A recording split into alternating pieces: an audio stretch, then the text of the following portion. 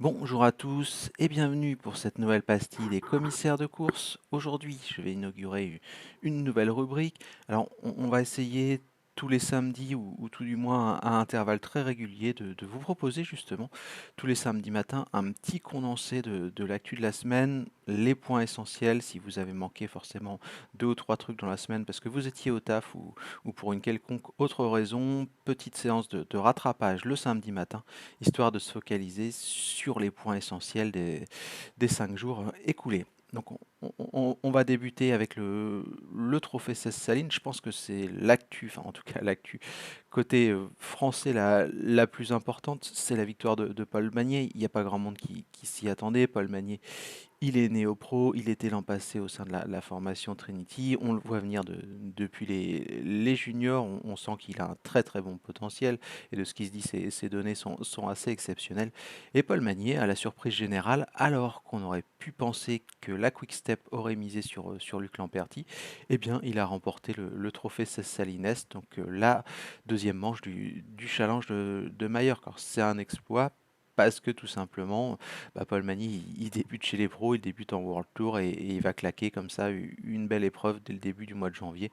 Idéal pour se mettre en confiance et on va suivre bien entendu avec attention la progression cette saison du jeune coureur français de la Soudal Quick-Step qui ne risque pas de s'arrêter, j'imagine, en si bon chemin. Donc c'était l'info numéro un petit peu de ce que j'avais retenu cette semaine, la victoire de Paul Magny, sa première forcément au niveau World Tour, même si la course n'était pas World Tour, mais pour une équipe du World Tour en tout cas.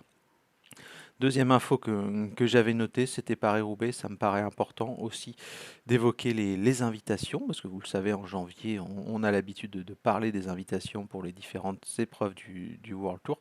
Cette semaine, il y a plusieurs courses qui ont dévoilé un petit peu leurs invites.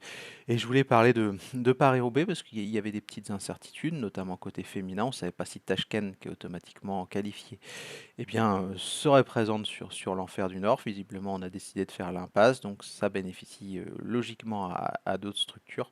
On va retrouver pas mal d'équipes invitées, notamment des Françaises, et ça c'est une bonne nouvelle côté tricolore, avec Comugui, avec Winspace, la nouvelle appellation du Stade Rochelet, mais aussi Cofidis et Saint-Michel, et puis on aura Life Plus, Arkea, etc., et IF, et Volker Wessel, pardon, qui viennent compléter cette liste.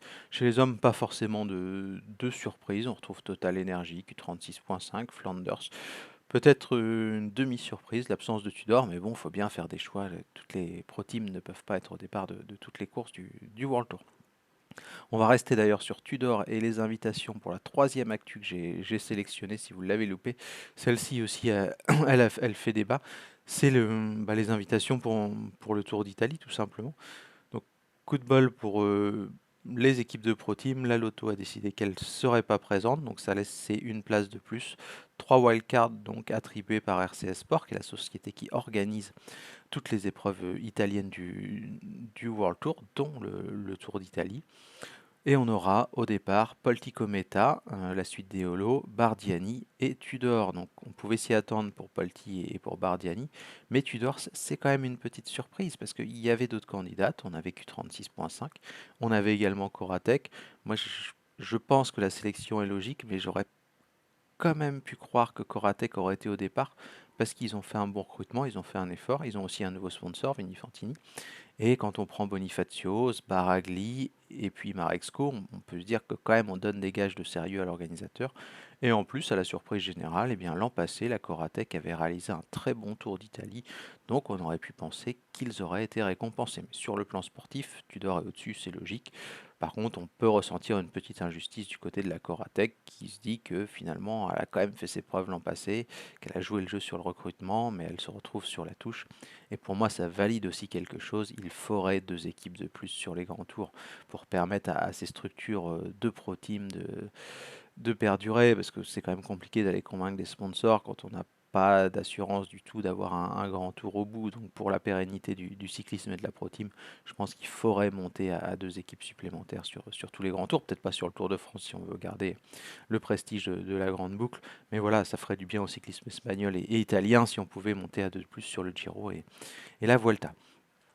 Bref, quatrième info que j'avais notée, celle-ci, vous l'avez vu aussi, elle a vraiment fait provoqué, pardon, un gros débat dans le microcosme du cyclisme français, enfin des suiveurs du cyclisme français. C'est la déclaration d'Arnaud Démare qui a indiqué être toujours en colère face à Marc Madiot, être dans la compréhension également, donc chacun se fera son opinion sur le sujet. Il y a un petit peu les pros Madio, les pros Démarre, ceux qui jugent que voilà, le sprinter français a raison, ceux qui disent qu'il y a quand même eu des années, eh bien, ou tout simplement la FDJ a quand même bien supporté son coureur alors qu'il n'était pas à 100%. J'imagine que la vérité se situe un petit peu au milieu. Ça n'enlève pas ce que je pense, bien entendu, sur la fin de l'épisode, mais voilà, chacun se fera son idée. En tout cas, c'était un des événements marquants de la semaine et ça a vraiment occupé pas mal les suiveurs le jour de la sortie de l'épisode de Tout le Sport, où, ce que je rappelle, c'est Nicolas G qui a réalisé cette très belle interview. Dernière petite info pour finir cette chronique, celle-ci elle n'est pas passée inaperçue non plus, peut-être pas forcément en France mais à l'étranger.